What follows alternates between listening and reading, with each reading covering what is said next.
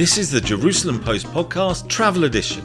Coming up, we offer Italian gastronomy, Italian entertainment, but not for Italians, for the world. The creative director for the design of Costa Smerelda is Adam Tiani. He was born in Romania, but then actually grew up and spent his childhood in Jerusalem. They are original from Florence. They start to producing wine 700 years ago, 23 generation of winemaker.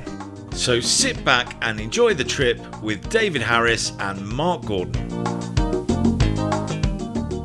Hello, David. Hello, Mark. Oh, we've already got drinks. That's a good start. We are in port. Oh, you want in the middle to do this? Hang on a minute. We've got to say cheers. Mark wants us to say cheers. So we're going to clink our glasses right near the microphone. There you go. That, my dear friend, is a banana whiskey something colada. Cream colada. Banana cream whiskey colada. I've got a Costa C, which is triple sec vodka and something, but the important thing about it, of course, is the name, Costa C.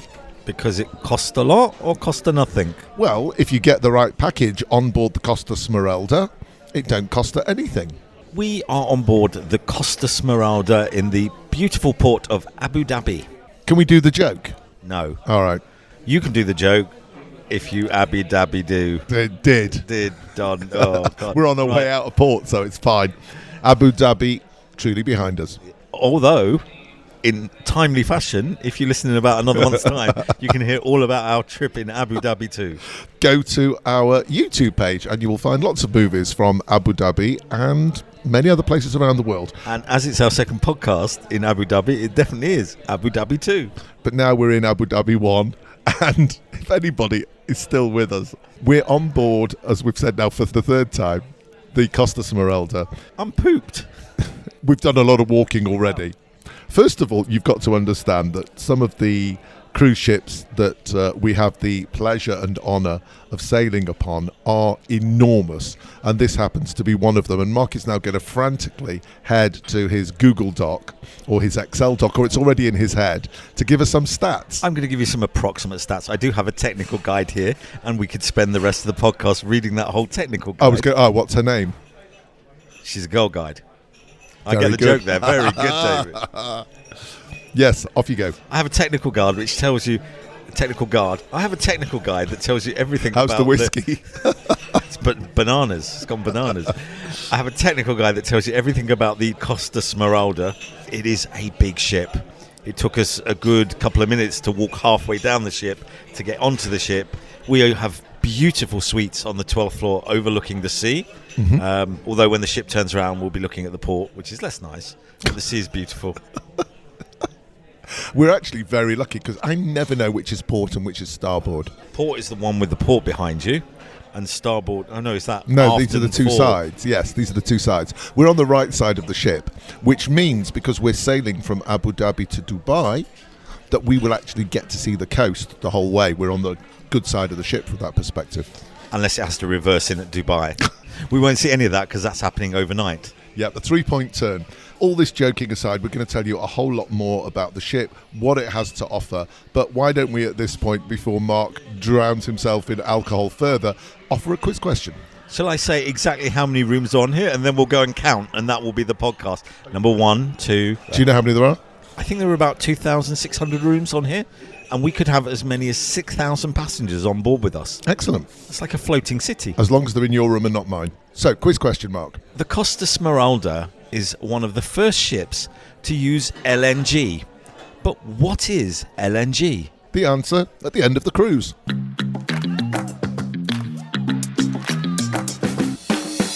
To talk the latest news in Israel, the Jewish world, and everything in between. This is the J-Post Podcast. I'm Tamar Uriel-Beery, Deputy Editor-in-Chief of the Jerusalem Post. And I'm Tzvika Klein, Editor-in-Chief of the Jerusalem Post. And I'm Sarah Ben-Nun, Night Editor at the Jerusalem Post. Join us as we bring some of the most impactful voices to bring you into what it means to be Jewish, to be Israeli today. Every week, we bring you with us into the newsroom in every sense. Stop being so dramatic. This is just our coffee break. You can find us every Thursday on jpost.com, Apple Podcasts, Spotify, or wherever you get your podcasts. We'll see you there. Yalla, bye. David, Yes, my dear. there seems to be lots of people with yellow rucksacks and yellow Tommies walking around the ship. What's going on? Yellow is the colour, especially when you have just boarded. Safety comes before anything else on a ship.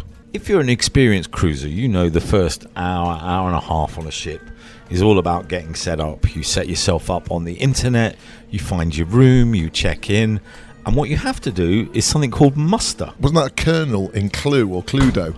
Isn't that what you put on your hot dog, or what do they call them in America? They're hot dogs. Hot dogs, yeah. Dogs or wieners or... They have pigs in blankets. So this gentleman just walking past has got a red cap on and it says crew, and he's got under it a black t-shirt which says crew, and there's a lady walking in the other direction and she also has yellow boxes all over her. Do you think they're going to dance? No, I've got a feeling that in a few seconds we're going to have to walk about 20 feet from where we are and understand what happens if, heaven forbid, the worst comes to the worst. Of course, there are enough lifeboats for more than 8,000 people, which means more than one seat for everybody. Yes, in addition to the 6,000 people on board, there will be something in the range of 2,500 staff on board. It is phenomenal how much care and attention you get on a cruise.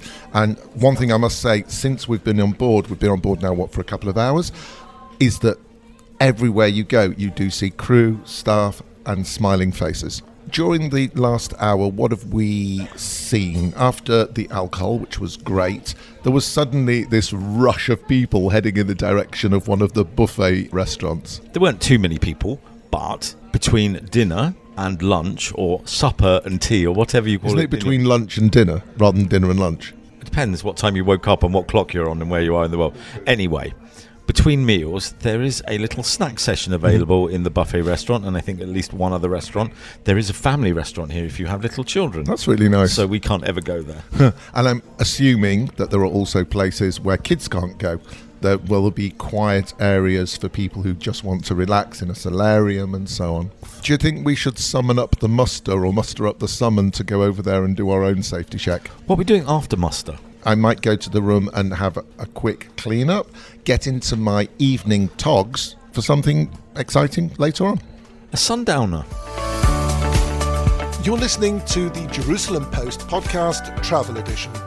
Find us on Facebook, Instagram and Twitter at MarkDavidPod, or mail us at markdavidpod@gmail.com.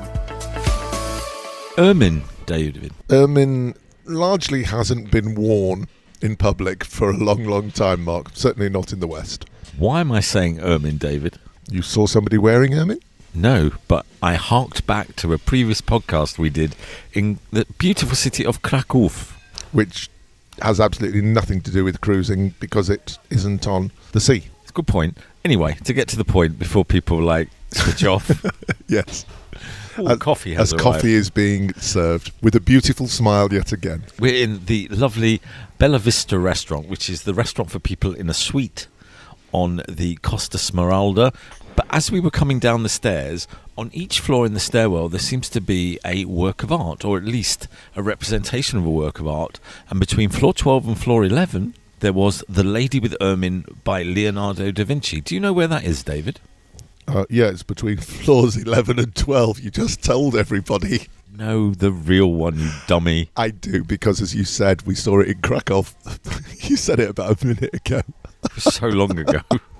It was in the wonderful, wonderful art gallery that we brought to you in a previous podcast. Something maybe we'll talk about later, maybe we won't, is that there is a lot of art throughout this ship. Most of it, as Mark has said, is on the walls as you pass by, and it's part of the Italian flavour.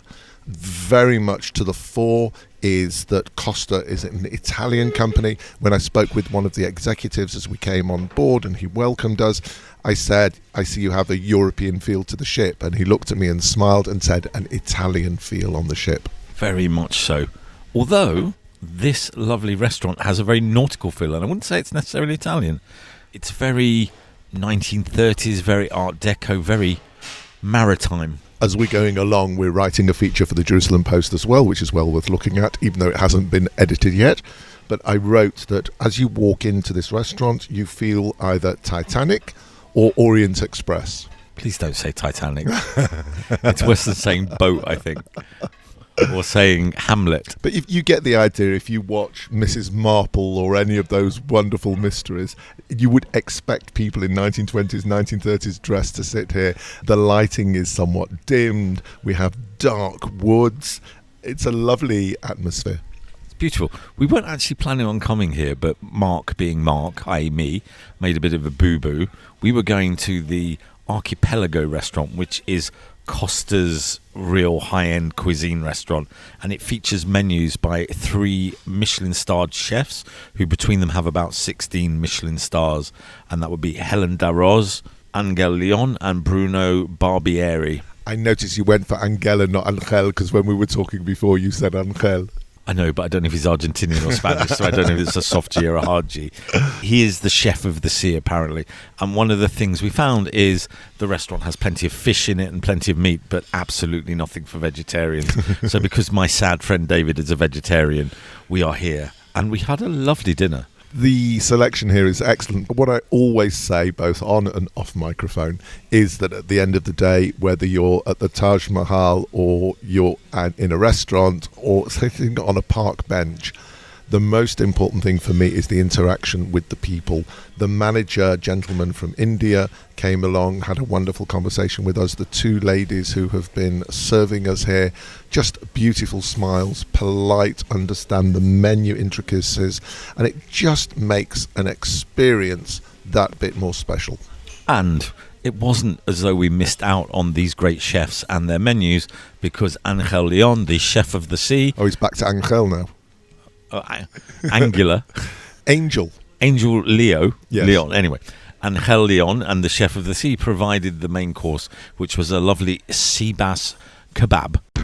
The chairs here are quite funky. They're tartan, and embroidered on the back are some pictures of foxes with monocles. We've opened a fine rosé from the Pays d'Oc region of southeastern France. To stand in front of the Birth of Venus by Botticelli and just take it in. Turning their backs on these magnificent architectural wonders, and all they want to do is have that Instagram moment. I listened to the guide for 2 minutes while I was on Wikipedia. You're listening to the Jerusalem Post podcast travel edition with Mark Gordon and David Harris.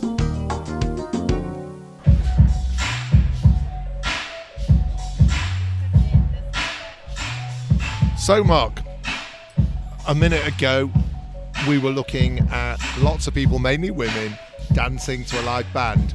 Now, we're watching the entertainers entertaining us. Yes, this is, I think, one of the feature shows on the ship. We're in the Colosseum Theatre, and it's an open theatre in the middle of the corridor with 3 floors, some behind glass, some here on the 6th floor where the stage level is. It's like a cartoon come to life. That's exactly what it is. People can hear the music in the background. I've got the idea of what's going on. It looks like it's a dance show. People are dressed up as cartoon characters. You began to describe the Colosseum, the area that we are in. Imagine like an opera house, only in small. That's the kind of feel that you've got here. I actually, now looking at it, it's not cartoon characters at all. This is a video game come to life. If you look at the screen, there's a very big interactive screen behind it. It's a story of Josh and his family. And the show is called Quantum XXL. It's all about video games coming to life. Really beautiful dancing, wonderful pop music. Should we watch it? Let's.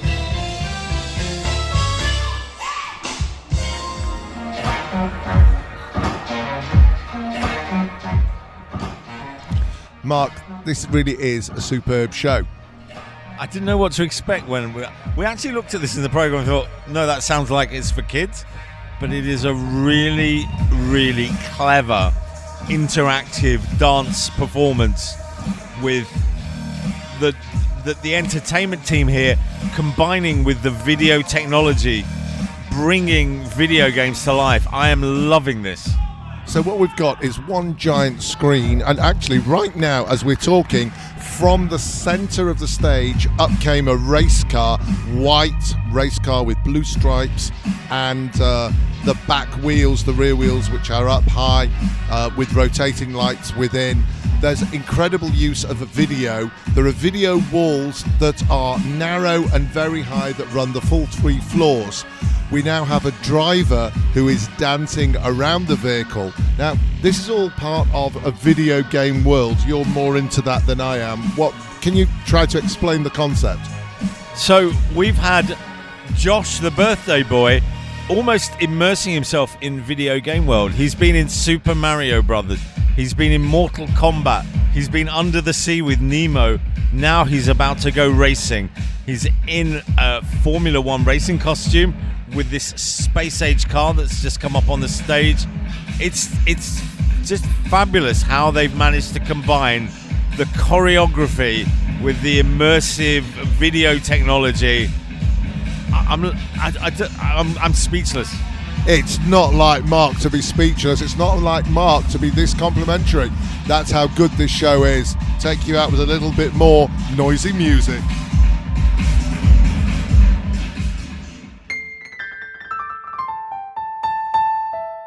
My name is Daniel. I'm a guest relation manager now on board Costa Smerelda, and I've been on board the Costa Cruise ships for now nearly 12 years, non-stop. Apart from the COVID period, which was a challenging period, but it was a very nice experience, and happy to answer all your questions. Where's your beautiful accent from?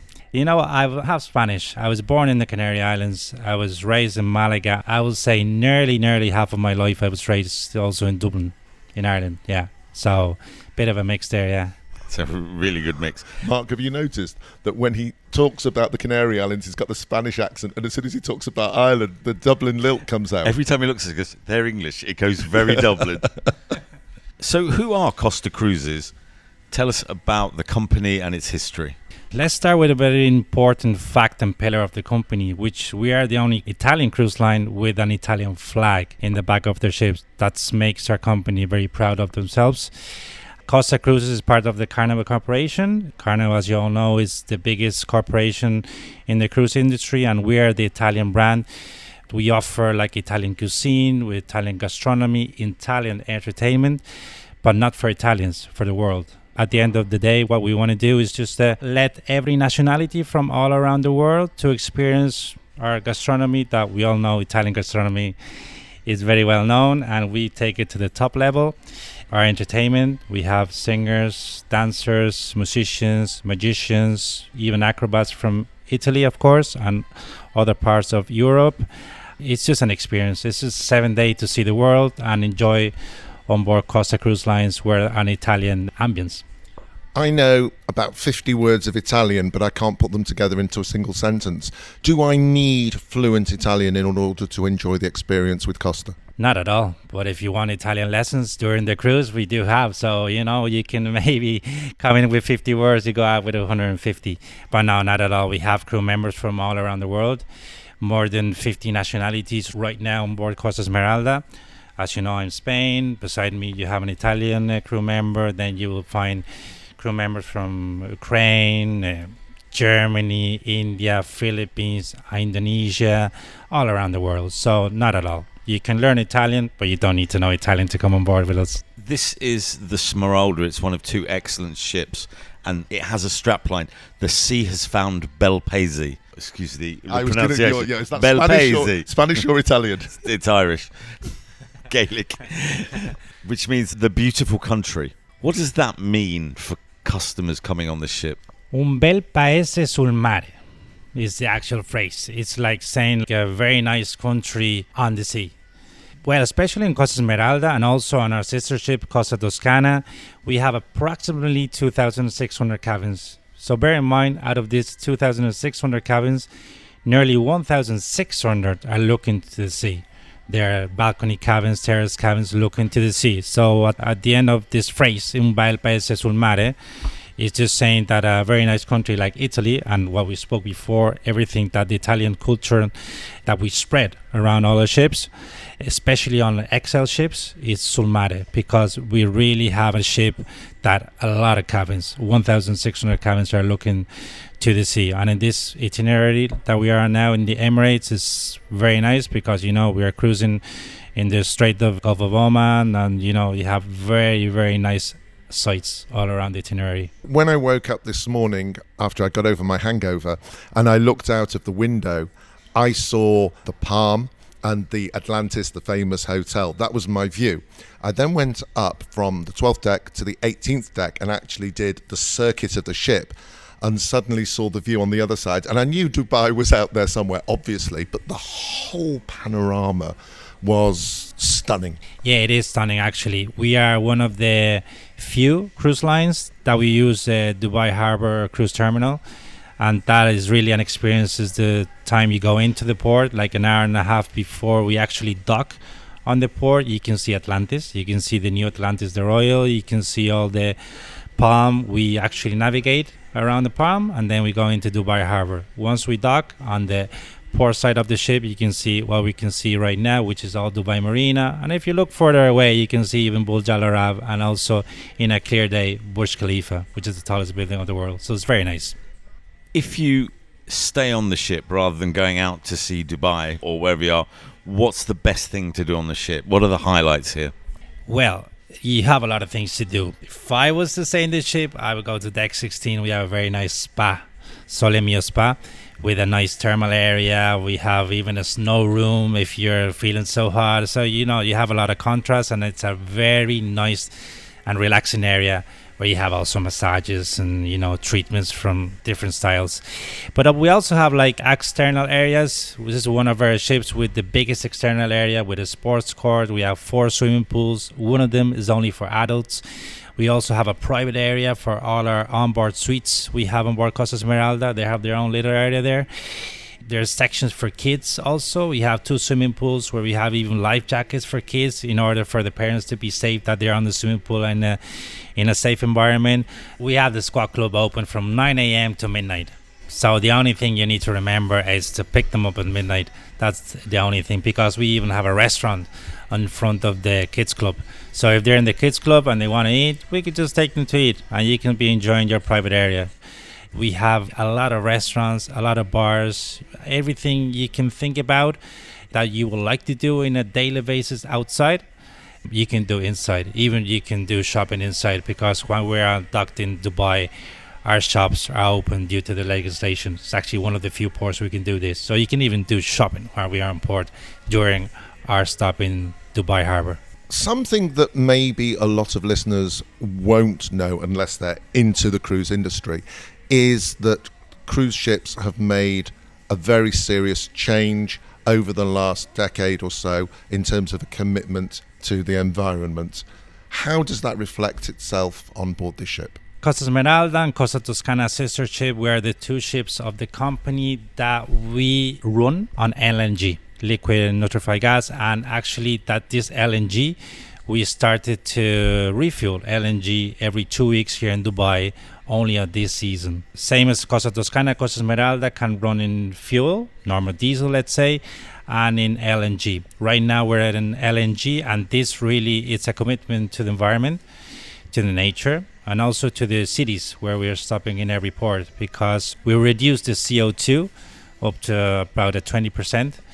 And then in other bases around the ship and our product and our daily operations, we do a very, very strict separation of waste in many different categories. And of course, different stops of call, we take all the waste away, of course, divided in each category. Same as we do with the water, all the water that comes on board, we embark some water, we take some water from the sea, we desalinate it with our onboard desalinators. So this also helps the onboard product, and of course always respecting the environment, which is very important nowadays, and it will be more in the future. What makes Costa stand out from the crowd? We are different, and we know. And this answer is going to be very, very similar to the one of the first questions you've spoken before. It's our Italian culture. Now we're doing this talk between us in Frescobaldi, which is one of our very nice fine dining restaurants. Beside us, we have Archipelago, which is a gourmet Michelin star restaurant. Not because it's a Michelin star restaurant, it's because the chefs that created the menu have Michelin stars, such as Bruno Barbieri, Italian, Hélène Ross, French, or Angel Leon, Spanish. The product changes compared to other cruise lines will be the amount of nationalities we have on board. Not only crew members, also guests. For sure you've been around. We have from all over Europe, for all over Asia, Southeast Asia, Middle East, Eastern Europe, and also we have the Americas, Latin America, Central and North America. So we do everything, and at least on 5 main languages when we are in the Mediterranean, especially, which is most cruises we do is in the Mediterranean. It could be in the Mediterranean part where Barcelona, France, Italy, or we can be in the Greek islands itinerary, apart from others.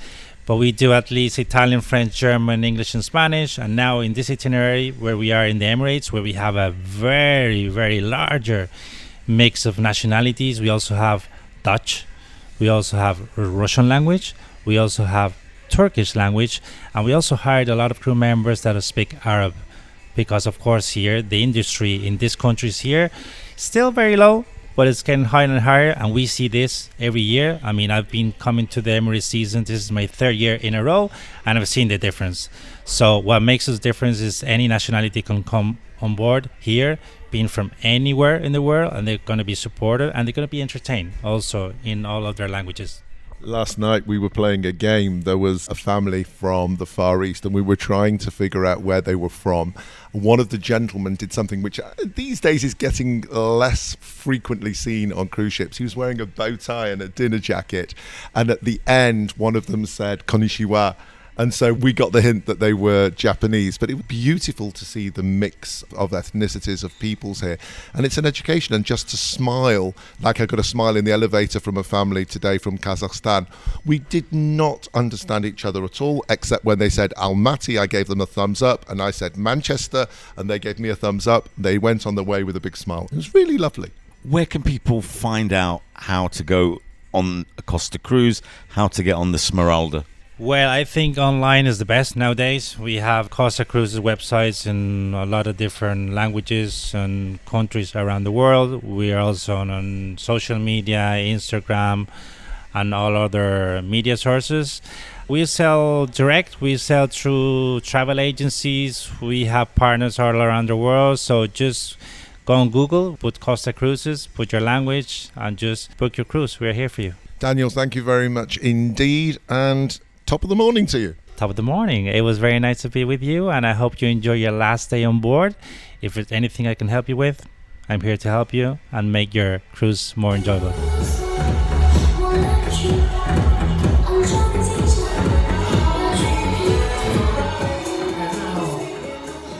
Mark.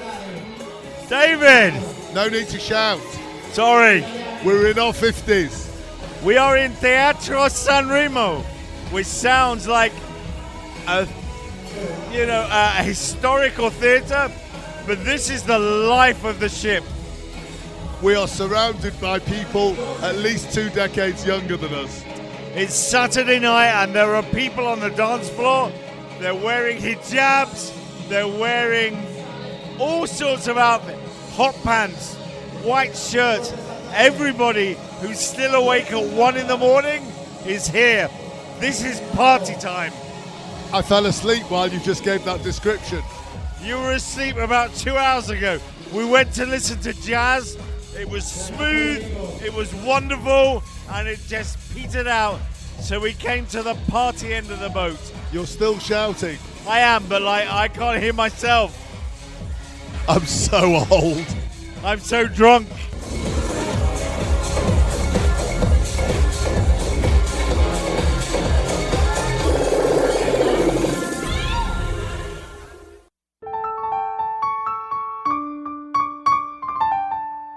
As usual, I start recording just as Mark puts some food in his mouth. Good morning, Mark. Nom, nom, nom, nom. Yeah, lovely piece of melon. It's the morning after the night before. My head still says it's the night before, and I really need some headache tablets. You know, when we listen back to this in our editing suite, you're going to listen to your voice and you're going to say, oh my gosh, did I really sound like that in the morning? This is the only way I'm going to be able to retrace my steps, is listening to this podcast afterwards. Can you sing Old Man River? Because your voice is going to be much lower now than it normally is. I was doing the voice from Live and Let Die in James Bond, the guy who kept going, Miss Goodnight, and it unfortunately has stuck that way. Can you do the laughter as well? We are looking at Dubai. Which island is this? Do you know? Do you remember? Is it an island? I thought it was Abu Dhabi that was islands. Dubai's not islands, is it? What's the palm? It's not an island, it's artificial archipelago. We saw a few archipelagos flying past actually this morning. It's a really beautiful view. So there's a famous hotel in Dubai called the Atlantis, and it is directly in front of us. It looks like it could be the Taj Mahal within it. It does, and then to its right is the brand new Atlantis Royal, which looks nothing like the Atlantis. Very modern, very cubic. Imagine playing Jenga or Lego, but with lots of towers that are really higgledy-piggledy. And if you pull one of the flat apartments, whatever they are, out, the whole thing's going to come tumbling down. And then that's what the Atlantis Royal looks like it's fallen down. I'm not even going to talk about how much these places cost per night, but the view is really nice. Talk a little bit more about the ship. Can I talk about the fact that I've just realised we are on the edge of the palm? I know you mentioned it, but now I can see that's the wall of the palm going round, and all of these are the fronds of the palm. I know. Which means we're in Dubai. I know. Oh, sorry. I had a really good time last night. I'm so glad that Mark's cabin is actually 5 away from mine, because I can't imagine what the snoring was like. You can. You actually messaged me at like 5 in the morning. I can still hear you. Shut up. It's good to be cruel. We opted for breakfast. Well, I was going to say breakfast in bed, but that really sounds bad. We opted to have breakfast delivered to the room just to see another option at this sort of premium. I want to call it premium economy, because we're sort of halfway through the standards on the ship, so we're not in the best suites and we're not at the basic level. So one of the perks of the area that we're in is this idea of breakfast being delivered. You've crushed it. I thought we were treated like royalty, and we're at royalty level. There are always differences. So, for example, I believe that our cabins are 3 feet wider than the standard ones. And when you're talking cabins on a ship, that makes a big difference. It certainly does if you have breakfast in bed, because the tray is 3 feet wider than the cabin, and the lovely man who bought it this morning had to turn at a real sideways angle to bring it in. And he's the expert, but we decided rather than having our breakfast separately, we do it together in my cabin. So that guy knows how to do this. It took 2 of us to open the doors and squeeze this huge tray through. But what was amazing was I like my coffee really hot. That's like a real test for me, is if a restaurant, just a regular restaurant, if I ask for hot coffee, it comes hot. And here they are, bringing it from the kitchen, having to struggle to get it in. Then we waited for you and me to juggle yours into mine. And then I got really hot coffee. And that's a real credit to the team here. And my hot milk that went with it for my breakfast was great. It was still really hot. Do you like hot milk on cereal? No, but I had like a box that said tick hot milk or cold milk. I thought that'll be different. I'll have hot milk. So I had hot milk on my cereal today. I like yogurt on my cereal, actually. No, I love yogurt, but I have to have it separately. I have it with fruit. I need my breakfast cereal to be crunchy and cold. No, I like bran flakes with yogurt and fruit and seeds. This is getting really off topic here. It's a lovely ship, the Costa Smerelda. For those of you who say, ooh, I don't know, I might be queasy on a ship, something that we've noticed is with the really big vessels, you largely don't even notice you're moving. No, I think the palm that we're looking at in front of us probably moves more than this ship. It's a tower and a town all in one place. Discover the future with Inside Israeli Innovation. I'm Eve Young from the Jerusalem Post, bringing you exclusive insights from Israel's top innovators. Each week, we dive into the latest trends in tech, business, and beyond with interviews from the brightest minds in the industry. Whether it's cutting-edge startups or revolutionary tech breakthroughs, Inside Israeli Innovation is your front row seat to the startup nation. Subscribe now on your favorite podcast platform and stay ahead of the curve. Inside Israeli Innovation, where innovation meets inspiration. I have to describe, before you carry on, when Mark gets creative, his left hand comes out. It makes this flat movement, a sort of a rounding movement, and I know something beautiful and brilliant is going to come out of his mouth. And when you're holding the microphone, it's two-handed. I get very, very descriptive with my hand. We were having a lovely discussion at the pizzeria Pomidor, and we had this beautiful mozzarella, and it's buffalo mozzarella.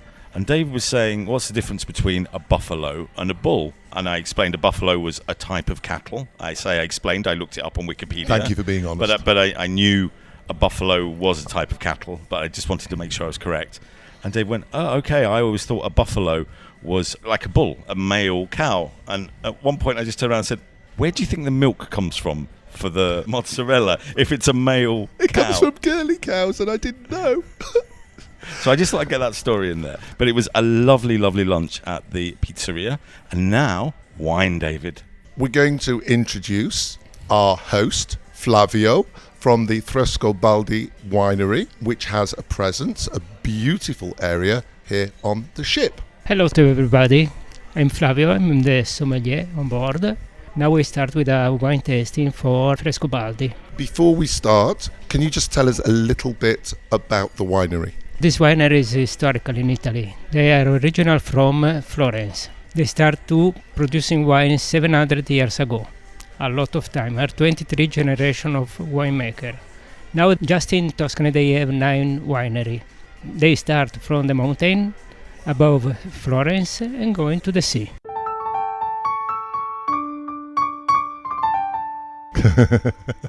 Before Mark was doing hand gestures, now Mark's got one of those satisfied smiles on his face and a twinkle in his eyes and maybe a little bit reddening of the nose. A sort of lowering of the eyelids. Flavio has produced so far a couple of wines. We have a long way to go yet. There's a whole long line of glasses, but let's just maybe refer to the first glass from which we drank. That was the Allier, which was a lovely rosé, and the glass is covered with little symbols of the sea because the Allier wine comes from near the sea. In fact, all the 9 wineries of the Frescobaldi family, even though some of them are 50, 60 miles away from the coast, all of the vineyards face the sea. So we followed that up with a lovely Chianti. I'm not going to make the Anthony Hopkins noise. Did you not see Silence of the Lambs? You're looking at me like a man. Why does he go? I'll have a few fava beans and I'll have it with a little Chianti, and then he goes... And that was with Chianti. So there was a lovely Chianti Classico. Yes. I'm learning that it's not just Chianti. There are 7 sub-regions. Classico is the original region. Right. And it has to be 85% Sangiovese grapes, and then you've got 15% to like freestyle. But apparently not, because Flavio said there are certain grapes that are no-nos when it comes to Chianti. White, in fact. White grapes. So I'm learning. There you go. Every day is a learning day. Flavio is actually standing by us. Ooh. And I think this time we'll actually get Flavio to explain on the microphone what we're looking at. Now we are going with another Chianti. This is another zone of Chianti of the 7 sub-area. This is Chianti Rufina. Rufina is the zone and is the highest and the littlest zone for Chianti. This one is Rufina Riserva. Riserva means that the wine is aged more than the normal wine, at least 1 year more. Grape here is at least 85% Sangiovese, like every Chianti, but the other are local grapes. This wine is 2 years into barrel and barrique, and almost 1 year in bottle. How would you explain the difference? You said this one comes from the highest altitude. How does the altitude affect the taste, the grape? The main effect is the difference of temperature between the day and the night.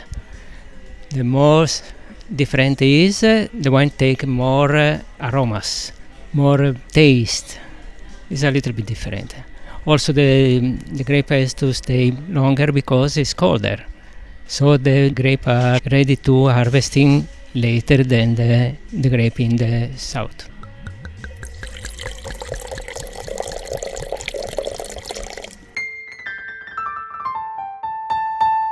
at the end of every tasting of a winery, what it has to offer, in this case 9 wineries under the Frescobaldi name, of course you get a virtual reality headset placed upon your head, and Mark will tell us, because at the moment he's wobbling his right hand around a remote control, and he has a grey Frescobaldi branded virtual headset upon his face. Mark. This is incredible. You're actually getting to fly over the vineyards and go to the winery where these beautiful wines are made. This is so cool. I do like the fact you can look upwards and see the drone. Look at the Castel. This is Castel Nipozzano. Are you drinking my wine, David? No. I can hear you fiddling. Where am I going now? Am I going down into the barrels? Well, we'll leave Mark to his experience, shall we? I'll have a go in a minute, but I think other people are having their turn. And I think what I will do is I'm going to go over to Flavio, who has now set up another user of the headset, and we'll finish our little section on the wine tasting with Flavio, because I have one question to ask him that I often ask our guests. Flavio, you've been a sommelier for many years. How do you feel at the end of your working day when you've explained and poured and gone home and think about your working day? It's nice because especially when people is curious, for us is our goal. Our goal is to enjoy people with the wine, them discover something new. Because wine is different, wine is an exploration. Flavio, thank you so much for your time and for your knowledge. Thank you very much. Have you listened to the Jerusalem Post podcast travel edition? I'm David Harris, and together with my co-host Mark Gordon, we bring you the best from the world of travel and tourism. We have people who literally fly to Park City just to do the ski minion. And it has that heavenly taste that you don't really find nowadays in the market. When was the last time you went to a restaurant and they bought you a picnic basket about 8 courses in? The Dracula tour, that's a very unusual honeymoon option, really. The Jerusalem Post podcast travel edition brings you the joys of travel and tourism. So why not subscribe today wherever you get your podcasts? Cheers, Mark. Cheers, David. In many ways, this is surreal. We are on the water. We are 17 decks up. To my left is an artificial island, the famous Palm. To my right, there are people skydiving with skyscrapers behind them. And below, we're actually overlooking a small, I assume private, little airstrip. It might possibly be joyrides here in Dubai to get the feel, but every so often in the background we hear the... We're in dock, but this is utterly otherworldly, especially, if you're used to Tel Aviv or Jerusalem or, I don't know, New York, whatever. There's a canal right in front of us as well, with loads of boats, from huge, fancy, luxury private yachts through to very small motorboats. Forget that, David. They've got swinging chairs, wicker chairs. So if you sit in it, you could just spin round and see all of it in 30 seconds. I had to stop spinning round because you wanted me to do this. So Mark would be doing it, but he needs to be able to reach the recording gear. Whee! And also what's very funny is this wicker chair that Mark is on, which has got 4 supports above, 4 ropes going up, is also chained in at the bottom so that Mark can't get too excited. So I can't swing over the edge, because you could really start swinging and having fun if it was chained down. What I described before was what you could see outside the beautiful surrounding. We've got this sort of panoramic view of all of Dubai in front of us. But if we turn round to our left, to your right, Mark, we see what's on the ship. So let's talk about decks 18 and 17. I want you to find deck 13, David. We can't. Why? Who stole it? Bad luck stole it. Oh, okay. Deck 18 and deck 17 are effectively the sun decks. They're the top of the ship. You have walks around on glass. You've got platforms. You've got areas with no children. Yay! You've got areas with children. Boo! Open till midnight. Well, that's always good. Yeah. And lots of pools. And announcements, which you may or may not be able to hear. There's also theatres along the way, restaurants. What's that thing called? A poke bar? Tiki Poke Bar, yes. but there's also, I think it was called the Green Bar, where you can get healthy food. And if we're going to do the ad, there's a Nutella or Nutella bar with lots of chocolatey things. Is there beer, David, and wine? I imagine there is. Shall we? What a question. This is Mark Gordon from the Jerusalem Post Podcast Travel Edition. Find us on Facebook, Instagram and Twitter at MarkDavidPod, or mail us at markdavidpod@gmail.com. David. Yes, Mark. Next time I go to the toilet. Yes. And the toilets here, by the way, are beautiful, like orange and bright and lovely. Let me know when somebody else comes in. We're in the middle of a conversation. We were discussing the design of the public bathrooms on the ship. They are beautiful. You feel like you are at the beach. Talking of all things design. Yes, the ship is wonderfully designed. It's got that Italian feel to it, but there's so much colour here. And on the 7th floor, there is a design museum called Code. So we've popped in to find out more about it. Would you like to introduce yourself? Yes, I'm Laura, and I'm the Sea Club ambassador on board. What is a Sea Club ambassador? I'm here to assist all of the guests who are part of our loyalty program, and also help all of the guests join the program as well. So I'm taking care of many, many, many guests throughout the week. Why Code? Code. Well, do you know what Code stands for? No, that's why I asked, sorry. Aren't codes meant to be secret? Well, I'm going to reveal the secret. So Code means Costa Design. Here we have our museum, as you said, in Deck 7. And it's all products from Italy through the years from the 1930s onwards. When I think of products, I'm going to think of soup cans and, I don't know, packets of potato chips. But that's not what you're talking about here. No, apart from the Nutella jar that we've got, we have got things from Italy through transport, from architecture and design. Products like furniture. What we're standing right next to is, well, a whole transport section. There's Vespas, full size, real ones, and then to our right, or to your left, is transport through the ages. So just give us a feel of what we can see here. We're looking at cars from Fiat Panda to the Fiat 500 to the Ferrari, the Vespas, trains throughout the years. We have our Frecciarossa, which is our fast train line. Also our ships. So of course we're on Costa Smerelda. We've got our very first Costa ship was the Eugenio C. And we've also got the Andrea Doria, which is one of the most elegant ships in the history of Italy. We also learnt another fact on our tour. And because we are the Jerusalem Post Podcast Travel Edition, there is, surprise, surprise, even though this is all about Italy, a Jerusalem connection. The creative director for the design of Costa Smerelda and also the sister ship Costa Toscana is Adam Tiani. So he was born in Romania, but then actually grew up and spent his childhood in Jerusalem before then moving to Italy, Milan, to study and train in architecture and design. And then now he's based in New York. So that's the hidden connection for Costa Smerelda and Jerusalem. Mark, did I ever tell you about my time in Romania? You may have mentioned it once. Or twice. I may have mentioned spoons once or twice. But why a museum on a ship? One of the bases of the design factors for Costa Smerelda is that it is to show the Italian beauty.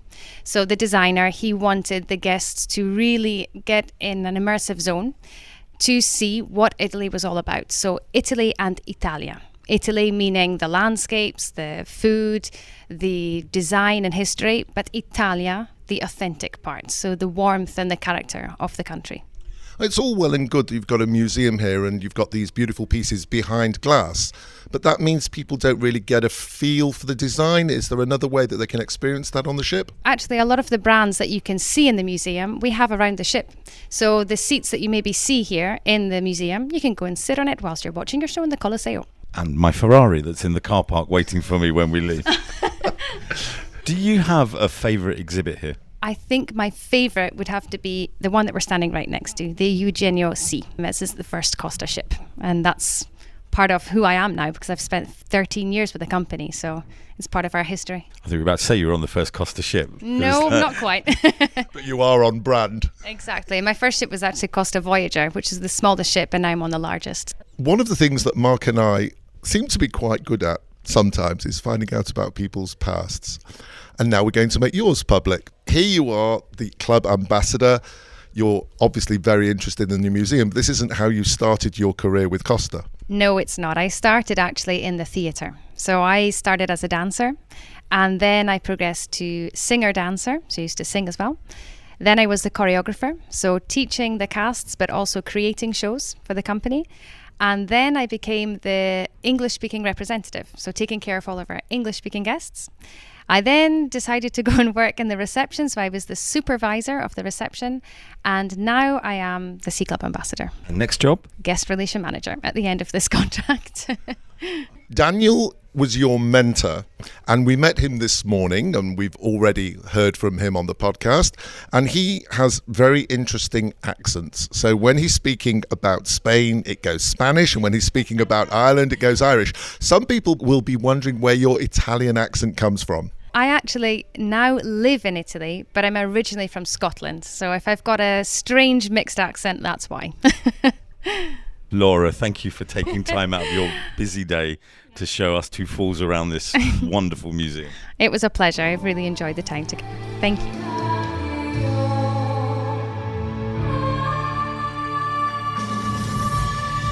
So after last night's wonderful show, which was called Quantum, which told the story of Josh and his new computer game, something completely different in the Colosseum tonight. We're watching a show called Trilogy by the Acro Dreamers. It's a combination of hoops and skipping ropes and operetta, people dancing high on poles. It's truly amazing. It's a fairy story, really. It's a story of Smeralda. It's a love story. Who is Smeralda? Is she real? And I think her boyfriend, her lover, has been kidnapped. I'm still trying to work out what's going on. It's not as clear as last night, but I'm loving it. I'm never good at interpretation, but just in terms of watching artistic performance, absolutely excellent.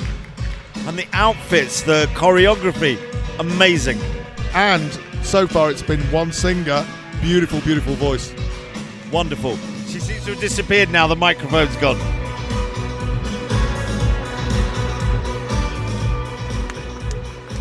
I don't know if people from the States and maybe from other countries in the English-speaking world outside of the UK are familiar with Teletubbies. Is it something that went all the way around the world? Having not been to the States for a long time, I possibly couldn't tell you. But I know that the Teletubbies and In the Night Garden by the BBC were big sellers. So there is a good chance people in America have seen it.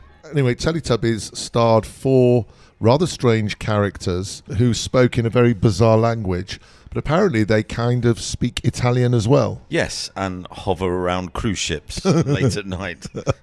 After it was cancelled by the BBC, they got a job on board a cruise ship. There were a couple of members of Teletubbies posing for pictures with kids and so on. And one of them is male, and he's putting on a falsetto voice to fit in with the Teletubby theme. And so he's saying things like, Joe! And it's kind of funny. And he's put on a bit of weight since his TV days. They say the television puts on weight. Oh, how true. Let's just talk about a few of the other things that we haven't mentioned on board the ship. I'm an oldie and I love golden oldies. So there's 2 or 3 different places around the ship where you will find really nice music from the 50s through to the thousands. And a bit of jazz. I really enjoy it. Some lovely voices, very, very professional. And we have partaken our dinner in one of the lovely restaurants this evening. My dessert was fantastic. Chocolate with a little bit of orange sauce and about 8 different ways of making chocolate into a very, very beautiful dessert. It's our last night before we fly home in the morning, and we're still docked by Dubai. The Atlantis Hotel, one of them, is in front of us, lit up in the night sky.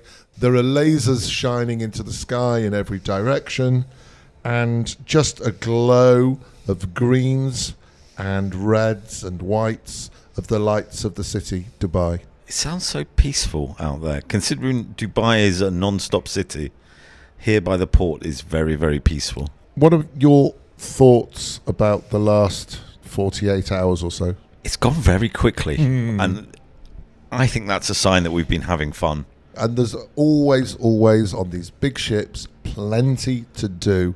Some of it surprising, some of it You know, there's some standard fare that you get on all the cruise ships, but all of them try to be a little bit different. And as we heard in this podcast, the Italian theme is very strong throughout the ship.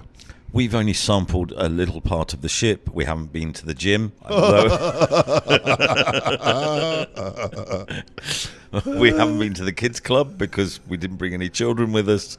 We haven't been in the swimming pool, which is a bit of a shame because it's been a very balmy sort of 78, 79 degrees out there. Perfect swimming weather. Yep, it's been really warm. People tanning themselves throughout the ship. And we haven't even been into Dubai because we've been here so many times. To be honest, there are so many great things to do on the ship. And just a piece of advice, if you are someone who takes cruises, perhaps the best time to use the facilities on a cruise ship is when you're in port, because everybody else disembarks to go to the various activities and excursions, and that is an opportunity for you to hang around in the pool. We did our excursion actually before we got on the ship, but Costa do wonderful excursions around Dubai as well as Abu Dhabi. This ship is on its way to Oman next, and I think Bahrain, or was it Qatar? Yes. Or both. It will be sailing through the Gulf for the next 2 months before heading to Europe for cruising season around the Mediterranean. What do we need to do next? Say some thank yous? Lots of thank yous. Okay, thank you, thank you, thank you. Thank you to David for being my friend. I don't mean that anymore. I'm being insincere now. Thank you to Mark for allowing me to be his friend. No, that is genuine because I don't have many friends and you're very lucky. Thank you. Thank you to Katia and Federica from Costa for inviting us, and hopefully we'll see them again soon. That would be very nice. They really have been great company. Thank you to Daniel, to Laura and to Flavio for agreeing to have a microphone stuck under their nose and tell us all about Costa and wine. We will have an upcoming podcast from Abu Dhabi, which is where we took Costa excursions. That will be lots of fun. Meantime, share this episode with your friends. Tell them all about this great podcast. And you can reach out to us if you would like to. Social media at MarkDavidPod and mail us markdavidpod@gmail.com. Quiz time. Oh, yes. What was the quiz question, David? I can't remember. It was something to do with the Flintstones and Abu Dhabi do. No, it was a TLA. A TLA? Do you know what a TLA is? Too late to ask. No, a 3-letter acronym. What is LNG? I know what LNG stands for. Tell me. Liquefied natural gas. And the reason we said liquefied natural gas is because, as Daniel mentioned earlier in the pod, this is one of the first ships to be using liquefied natural gas to help the environment just that little bit. One of the lovely things about coming on some of these trips is you get to meet lots of lovely podcasters, journalists, and even influencers. And I know you love influencers, David. Yep. We had dinner with a very lovely couple called Mohammed and Anita. And Mohammed is from Lebanon. Yep. And one of the reasons I love doing this podcast is it's a chance to sit with people from around the world with very different lives and very different viewpoints and just talk and hopefully build bridges for the future. That's really nice. I know. Folks, have a wonderful couple of weeks till our next podcast. And we will see you soon. Goodbye. Shalom and salam from Dubai.